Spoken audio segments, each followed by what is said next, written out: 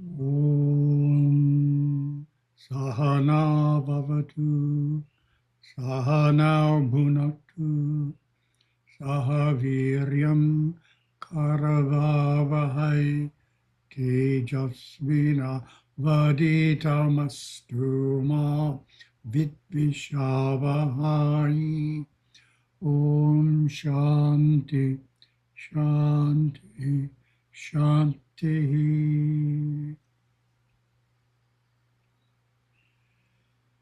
And we will attempt to share the screen here.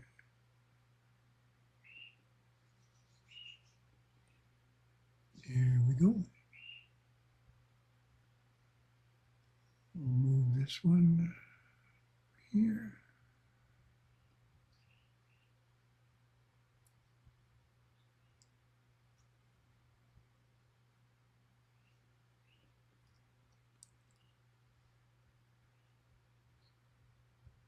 Okay. Tanjali's Yoga Sutras, first topic.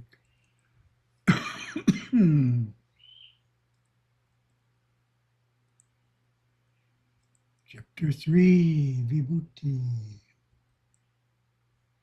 And we're on verse 28. Here we go. Through the pole star, knowledge of their motion is acquired. The term pole star refers to Polaris, which is the current North Star. A yogi Samyama on this star is said to bring understanding of the movements of the other stars. Very interesting. Such movements have deep implications in the Indian science of Jyotisha. They are not just spatial movements, they influence movements and changes in karmas, as we all know. Unfolding the science, the yogi can understand how the celestial bodies and their infinite interactions affect the life of living beings. And Gurudeva. Astrology explores the stars and planets as they move in the heavens and their subtle effects on our physical, mental, and emotional condition. It's not just mental and emotional, it's also physical. Subtle effects on our physical, mental, and emotional condition, mapping the ebb and flow of our karma. Astrology plays a very important part in every Hindu's life. An established family is not complete without their master of Jyotisha. Guided by the stars from birth to death, devout Hindus choose a Shubha Muhurta, auspicious time for every important experience of life.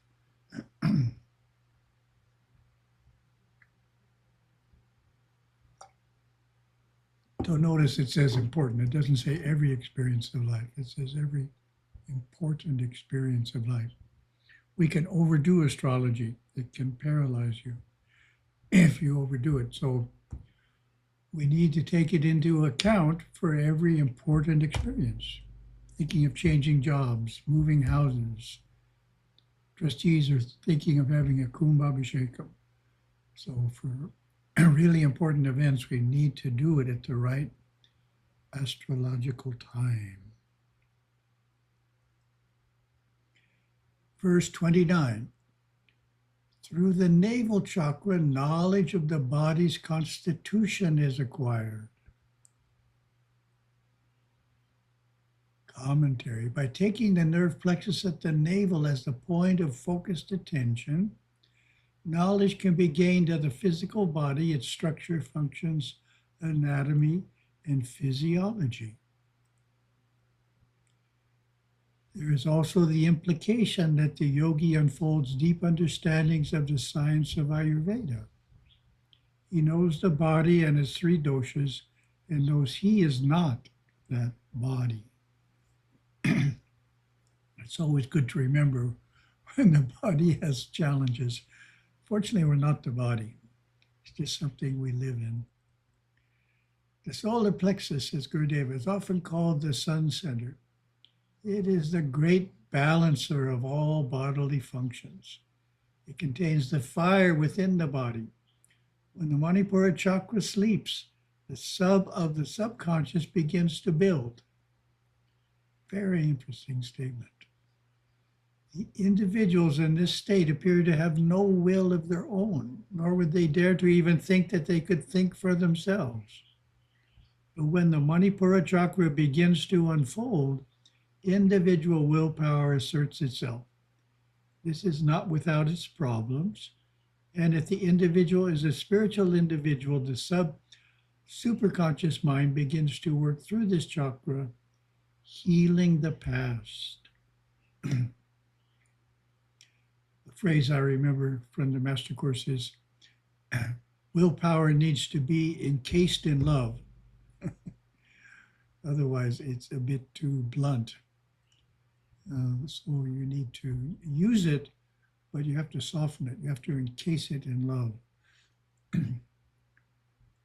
Verse 30. Through the suprasternal tauten. Try again. This is a word that's very unusual. Through the suprasternal notch, cessation of hunger and thirst occurs. Fortunately, the next slide explains what that is. Patanjali tells us that Samyama on the hollow of the throat results in a calm and placid feeling. And the feelings of hunger and thirst are also conquered. Gurudeva, some animals that hibernate do this as well. Frogs have been found buried in earthen mounds in the United States and are said to have been hibernating there hundreds of years without food, water, or air. Yet once liberated, they showed every sign of life. A man can do it too, with proper training over a long period of time. This, of course, is not a complete unfoldment of the meaning of life. It is only the conquest of the second aspect of man, odic prana. I was once introduced in New Delhi in a hotel to a yogi who didn't eat. He wasn't, he was a bit thin, but not totally thin. And somehow, he stayed in a hospital for weeks and under observation, didn't lose any weight, didn't eat. Very interesting ability. Verse 31. Through the tortoise channel, steadiness is acquired. The yogi can attain balance and steadiness by performing Samyama on the cluster of nerve ganglia located at the throat and associated with the Visuddha chakra.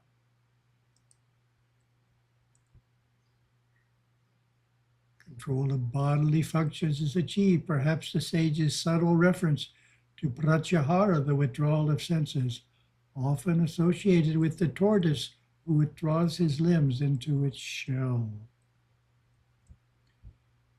By this, the yogi masters the discipline, sensory withdrawal, and firmness of mind necessary to achieve the deepest states of consciousness.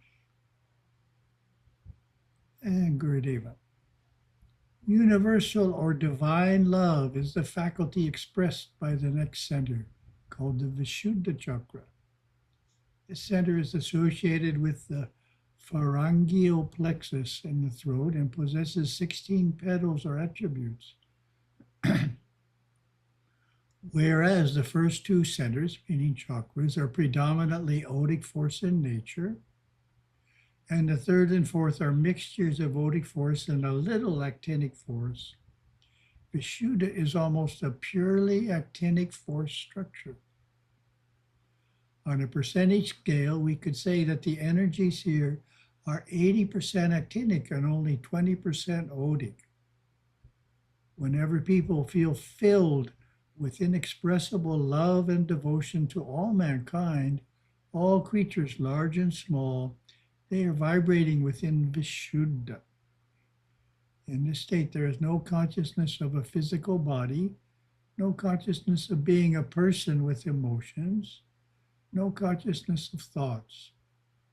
They are just being the light, or being fully aware of themselves as actinic force flowing through all form.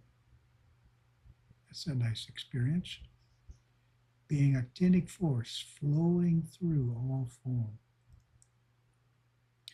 Verse 32. The light in the head brings vision of perfected beings. Commentary. The sixth of the primary chakras, ajna, is the rarefied area of mind of color, sound, and vibration, as well as subtle forms and beings composed of these elements.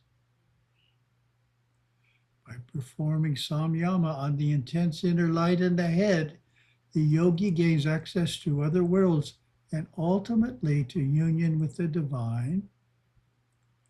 Here Patanjali reveals that the yogi can have visions of perfected souls, siddhas, enlightened beings who have lived on earth and transcended all physicality, existing in deep inner spheres. The world of the siddhas becomes accessible to the awakened yogi.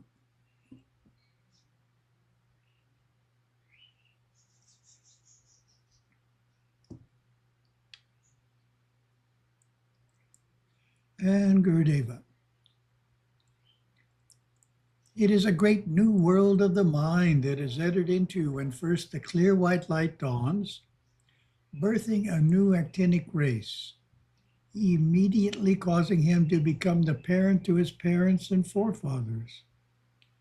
When living in an expanded inner state of mind, he must not expect those living in materialistic consciousness to understand him.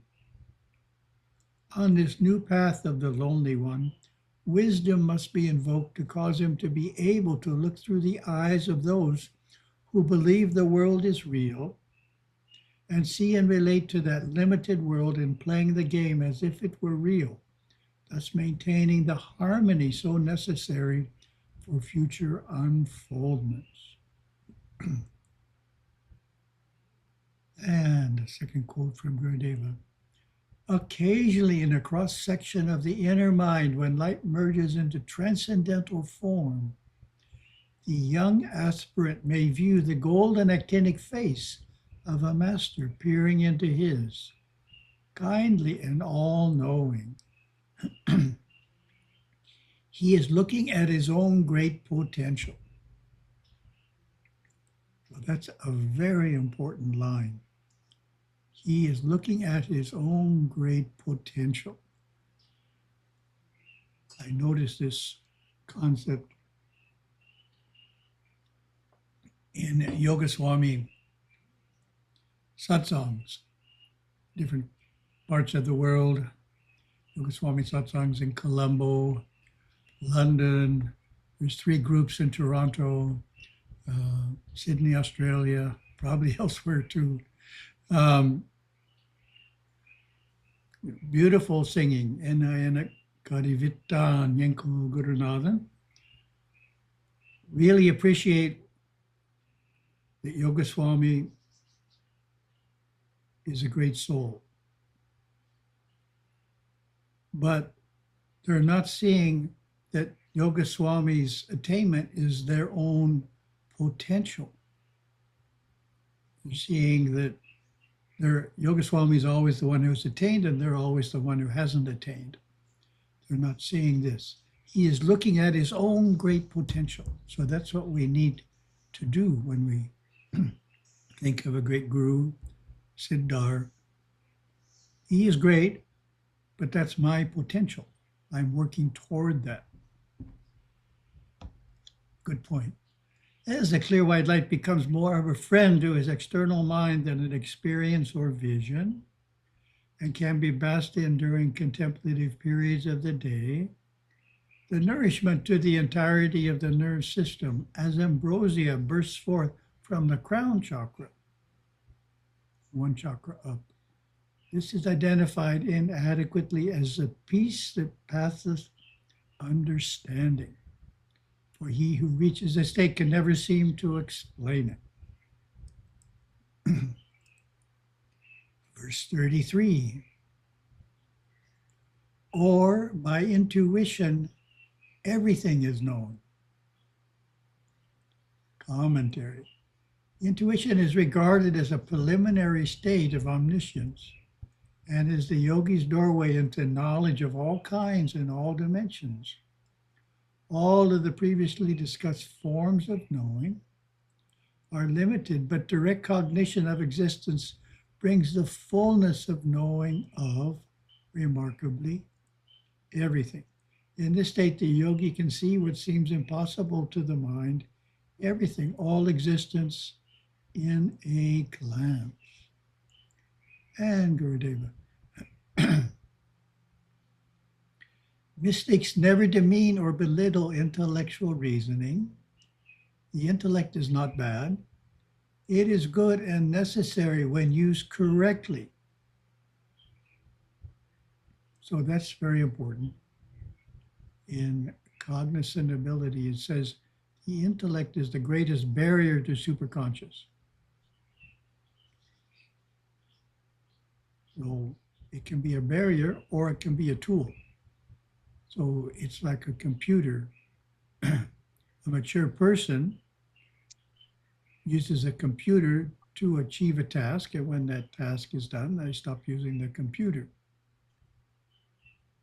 So likewise, the ideal is if we need to think about something, we turn the intellect on, we think about it, then we turn it off. But lots of people, they can't turn it off. That's the problem. They're always thinking. So we need to try and avoid that. When we're always thinking, it's a barrier.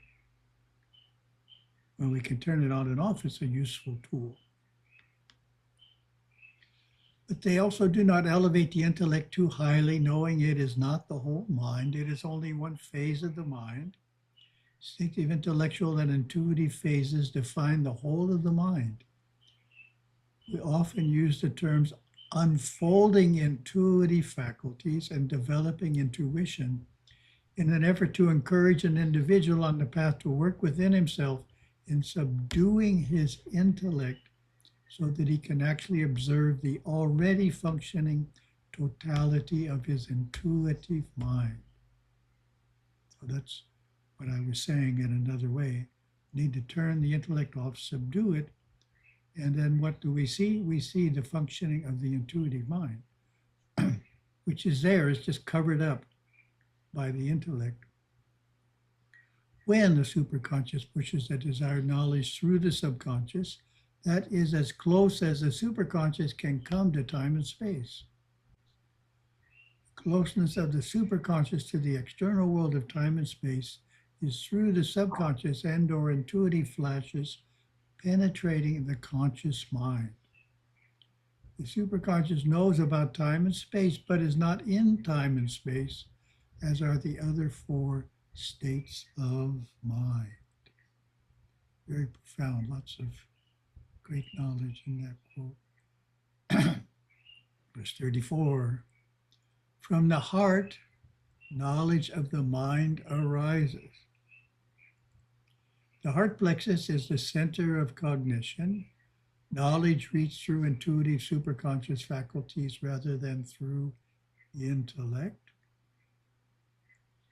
Hindu mysticism places both the mind, chitta, and the soul, atma, at the heart chakra. So naturally performing Samyama there awakens knowledge of the mind and its ways. Gurudeva.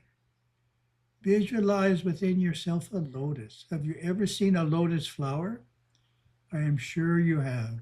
Now visualize this lotus flower centered right within the center of your chest, right within your heart.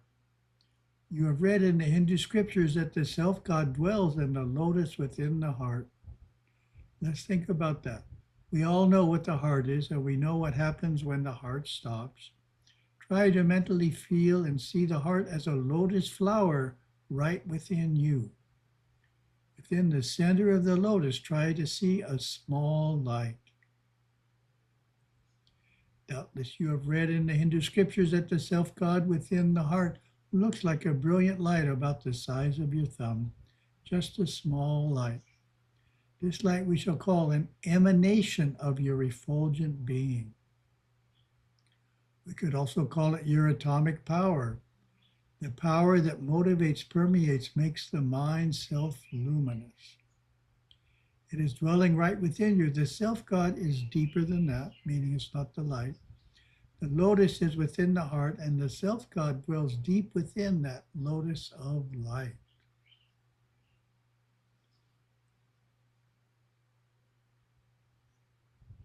Okay, next verse here. Experience of material reality arises from not distinguishing between the completely distinct Purusha and the luminous mind. Through Samyama on that which is self-existing and that which exists for another, knowledge of Purusha is acquired.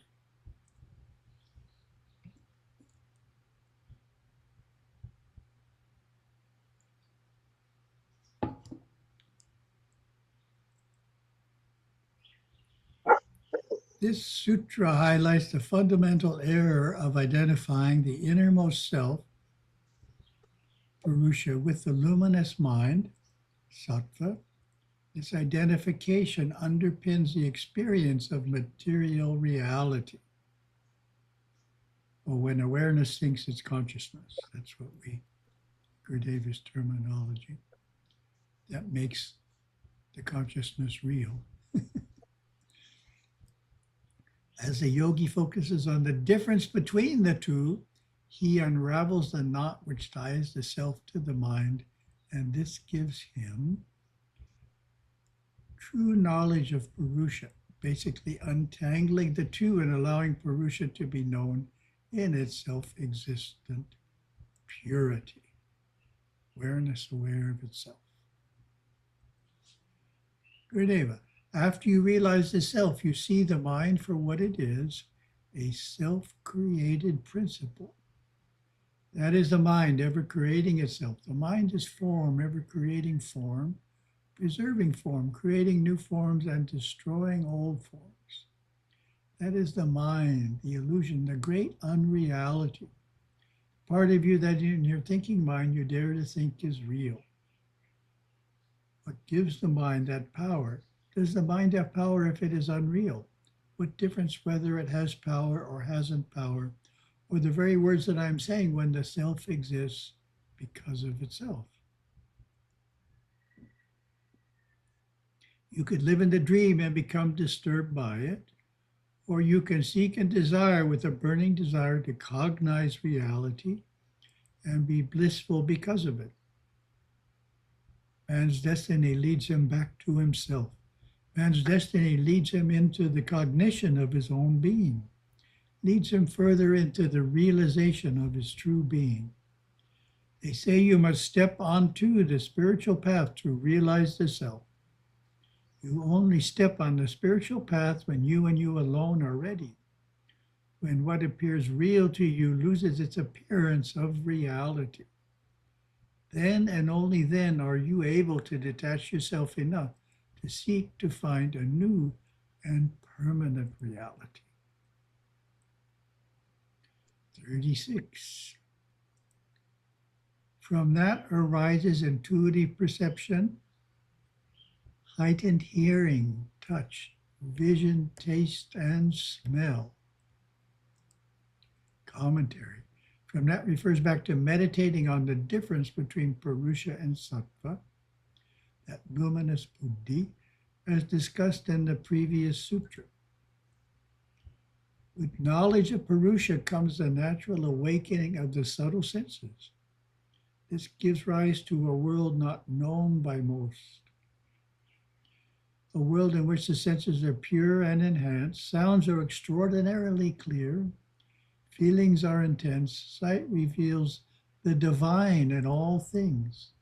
there is also the awakening of clairaudience and clairvoyance. Unlike the acquisition of previous powers, these awakenings are independent of any specific samyama. You don't have to concentrate on something for them to manifest.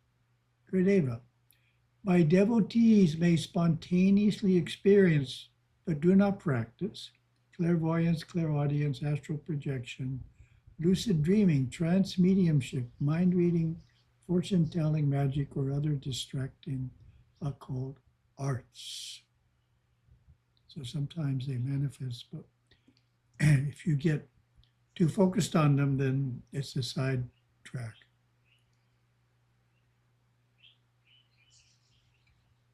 Taking you off the main path. Second topic, Pastor Shiva. What is our code of conduct? How would you answer that question?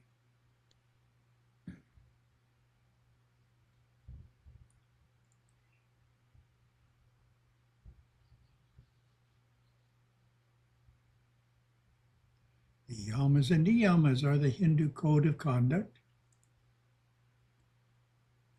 Heeding the 10 yamas, or restraints, keeps our instinctive nature in check. So what are we restraining? We're restraining the instinctive nature. Abiding by the 10 niyamas, observances, makes us more religious and cultured, revealing our refined soul nature. So what are we expressing? The answer to that is right in the answer there, soul. So the niyamas are expressing the soul, the yamas are restraining the intellect. Yamas and Niyamas provide the foundation to support our yoga practice and sustain us from day to day and year to year on the path to Shiva. So we'll go through them quickly here. We don't need to read all the text. As we know, the first one, ahimsa, non-injury, and the important point here is when in ordinary conversation, when you think of injury, you think of physical injury. But ahimsa also includes verbal injury, what we say, and mental injury, our thoughts. So thought, word, and deed. Non-injury in thought, word, and deed. So simply gossiping about people is injuring them with our thoughts. Makes it harder for them to succeed. So there's very subtle aspects to ahimsa, as well as the grosser ones. Such your truthfulness. Speak only that which is true, kind, helpful, and necessary. That's a really good measure of if what you're saying is appropriate. Is it true, kind, helpful, and necessary? So sometimes it can be true, but be unkind, so we have to rephrase it. You're too fat. True, but unkind, definitely probably not helpful and necessary. So truthfulness, we'll come back to that when we do honesty. Steya, non-stealing, do not control your desires and live within your family's means. Do not desire what others possess. That can lead to stealing. Do not gamble or fail to repay debts. Brahmacharya, divine conduct. We understand that one. Kshama, patience. restraint, intolerance with people, and impatience with circumstances. So lots of opportunities to practice that. Dritti, steadfastness, overcome fear, indecision, and changeableness. Stick to what you are supposed to do without getting sidetracked. So that's a good one. Strengthening willpower to finish what we start. Compassion, conquer cruel and insensitive feelings toward all beings. Honesty, give up deception and wrongdoing. So honesty and truthfulness relate, as I mentioned. If we're dishonest, say we cheat on a test, then that can lead to the need to lie, to be untruthful. So honesty is quite often the basis of why someone is not telling the truth. So we need to be honest, and then it's easy to be truthful. Mitahara, moderate appetite. Do not eat too much. Do not eat meat, fish, shellfish, fowl, or eggs. Avoid junk food. And Gurudeva was very strong on avoiding white sugar, white rice, and white flour, which can cause issues with glucose control. Saucha, purity. Avoid impurity in mind, body, and speech. Very good. Niyamas, remorse. So this is the idea that nicely said in the second sentence. Say, recognize your errors, confess, apologize, and make amends. Sometimes people are not willing to do that. And then that's creating a lot of impurities in the subconscious mind. So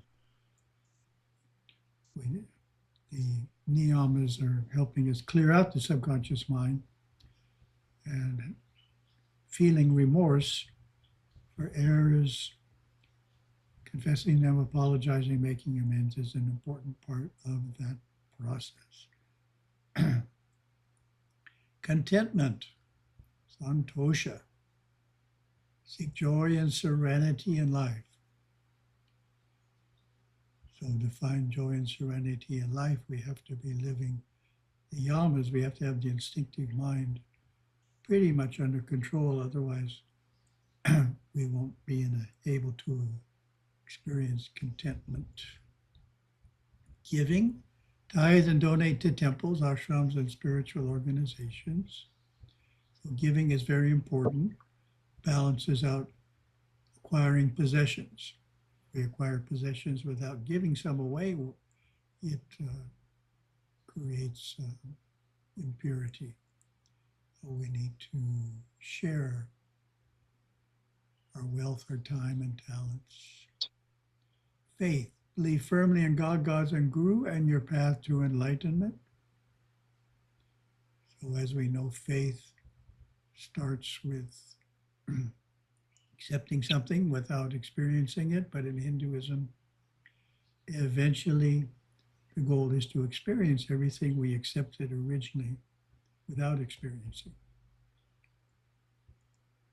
Ishvara Pujana, worship of the Lord, worship and meditate daily. Do our pujas. Siddhanta Shravana, scriptural listening. So listening in Hinduism is superior to reading. Cognition, mati, develop a spiritual will and intellect. Vrata, sacred vows, we're all familiar with that. And fasting periodically, pilgrimage, vows as Skanda Shashti, Taipusam, etc. Japa, repeating our mantra. Very important.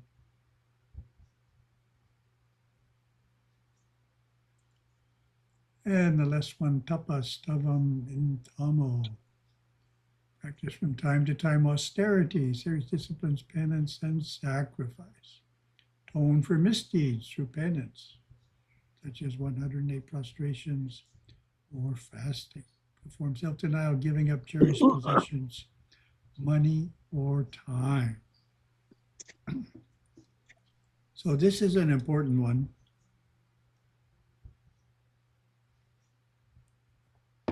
In Hinduism, you're not supposed to feel guilty.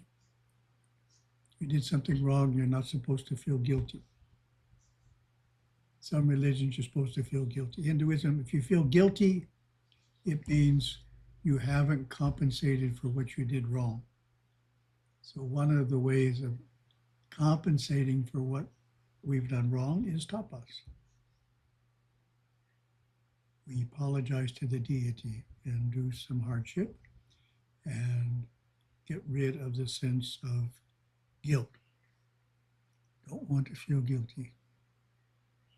Thank you very much.